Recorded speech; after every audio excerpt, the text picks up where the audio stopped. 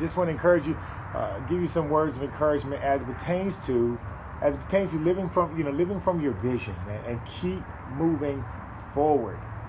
At the end of the day, there's a difference between goals and vision. There's a difference. The difference is the vision is what's given to you to share with you the direction, where you're going.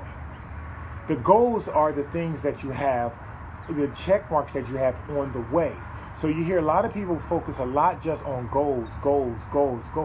But the problem, if you just focus on goals without a vision, then what you have is you're really looking at things short-sighted. You're only looking how far you want to go. But you got to understand at the end of the day, where do you want to end up? And so it's just like if I'm on a plane and I'm in Jacksonville and I want to fly to California. The vision is ultimately California. That's where I'm going.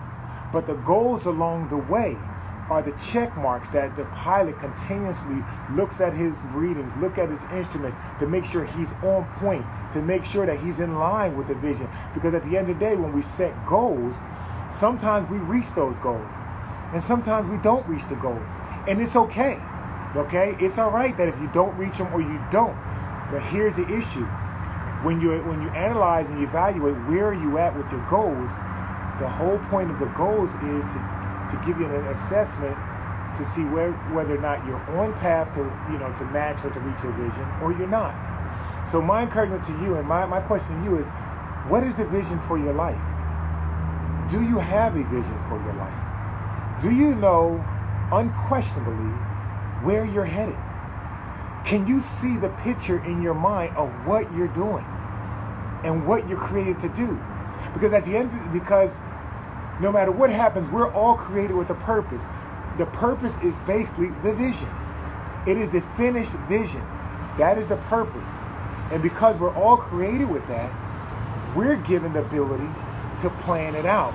And so there's a passage of scripture that basically just lets us know, guidelines us for all those that are faith-based to understand, how do I know if I'm on the right direction? Well, here's a couple of things that keeps us on point and helps guide us as we go. It says, in one passage, it says in Jeremiah, it says, the plans that I have for your life are good, not to hurt you, but for your benefit, to give you a great future and an expected end. So that means that at the end of the day, the creator of the world works not by just throwing things against the wall and see what sticks, but the creator of the world works by plans. Because at the end of the day and through it all, in order for you to reach the vision of you being your better self, the vision of you being healthy and whole, the vision of you being fully expressive, the vision of you pouring out your life, pouring out your gifts, pouring out those things that you were created to do. In order for you to do that, the only way to accomplish it is to plan it out. You see, nothing happens without plans. We can move around, but we'll really get nowhere. And without plans, we'll get frustrated. So my question to you, do you have a vision for your life? Can you see it?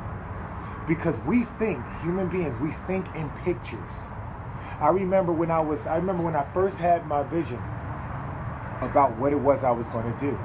And it was probably back in 2010. It was after I finished playing the NFL, about a couple years after that, after I was transitioning.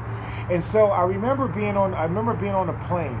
And on the plane, I had this vision. And it was of me on the top of a stadium.